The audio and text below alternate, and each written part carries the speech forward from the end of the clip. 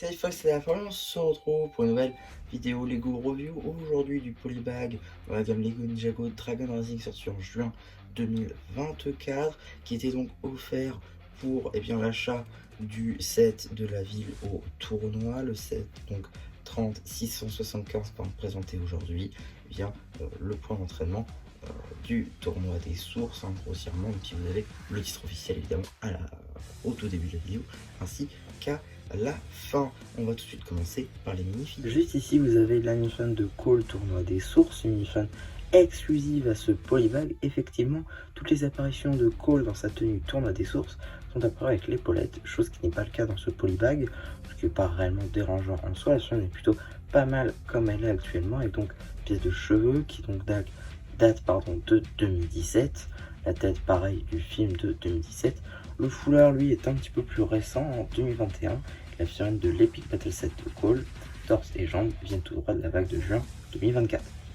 L'arrière du torse est lui aussi très intéressant, avec donc les impressions des têtes de dragon source, en tout cas dans le style tête de dragon source, avec le logo du ninja en question, plutôt sympa, les impressions d'écailles, carreaux du torse, voilà, c'est plutôt sympa.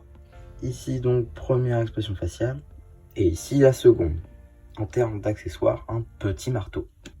Juste ici, vous avez l'animation du guerrier au masque de loup, dans sa version donc tournoi des sources, une mini-figurine plutôt pas mal je trouve, donc de la vague de juin 2024, avec donc un tout nouveau coloris, c'est-à-dire du violet, du rouge ainsi que du dark pearl grey. Donc de très très beaux détails, de très très beaux mélanges aussi. Je trouve que le violet et le rouge marchent plutôt bien ensemble, même avec cette armure en dark pearl grey. Et donc de très très belles impressions qui vont de pair avec la mini-fan de Jordana. En tout cas, le moule de masque n'est pas une nouveauté, hein. Il est là, il est présent depuis donc janvier 2024. Cette fois-ci, il est coloré un peu plus bleu, c'est-à-dire en Earth Blue ainsi qu'en bleu plus clair. L'arrière du torse est lui aussi très sobre, et reprend les grandes lignes des détails vus à l'avant. La tête, il est vrai que j'en avais toujours pas parlé, simplement parce que c'est le détail qui pour moi ruine toute la mini-figurine. La tête, c'est littéralement la même que la mini-figurine de janvier. Enfin, pourquoi avoir changé le masque et ne pas avoir changé la tête? Juste la même impression, mais sur une tête violette. Enfin, ça ne devrait pas changer grand chose, je pense. En tout cas, voilà, c'est un petit peu dommage, je trouve. En tout cas, ça reste quand même une très très belle tête, mais qui pour moi n'a rien à faire sur les figurines au guerrier au masque de loup, en tout cas dans cette version. En termes d'accessoires, deux griffes à la Wolverine. Bon, le petit polybag, c'est évidemment pour les mini-figurines, ça permet de choper Cole assez facilement, et pour ce qui est du guerrier loup, ça permet d'avoir un en plus si vous avez tous les autres. En réalité, l'attrait principal de cette construction, c'est surtout de pouvoir l'intégrer à votre diorama de la Cité des Temples. En effet, on a le droit à deux sets dédiés, la ville au tournoi ainsi que l'arène, qui peuvent se mettre ensemble. Mais ce que vous savez peut-être pas, c'est que ce petit module peut lui aussi s'intégrer. En effet, il reprend l'architecture tout simplement de ce genre de set, avec des petites structures qui se mettent par voie technique. Donc voilà, c'est plutôt cool. Il y a une petite fonctionnalité plutôt sympathique qui est donc tout simplement d'actionner ici. C'est ce qu'on va faire. Voilà, ça permet de faire sauter les pièces. On peut imaginer que les flingues sont dessus, et donc ça les fait tomber par un simple système de balancier. Voilà, c'est plutôt sympa. On a aussi l'apparition de ce petit katana qui d'ailleurs est une pièce sup, donc c'est-à-dire qu'on en a deux, c'est plutôt cool. On reprend effectivement aussi les couleurs de la Cité des Temples, c'est-à-dire le rouge ainsi que le blue, là encore plutôt sympa, ainsi que la fameuse herbe en sand green. Voilà, sinon rien de plus réellement à dire sur cette petite construction, surtout pour compléter votre diorama. Puis en soi, ce n'est pas vraiment un diorama canon à ce qu'on peut retrouver dans la série, ce qui est d'ailleurs un petit peu dommage.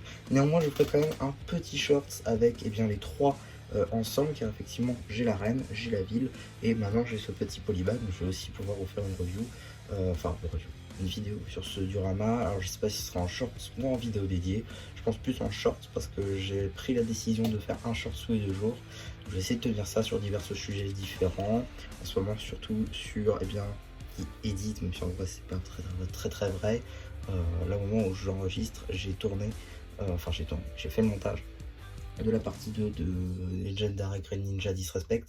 Donc on verra comment ça marche, on verra si je continue ou pas. En tout cas le premier a bien marché, c'est pour ça que je continue. En tout cas voilà, je me suis engagé, je vous le dis.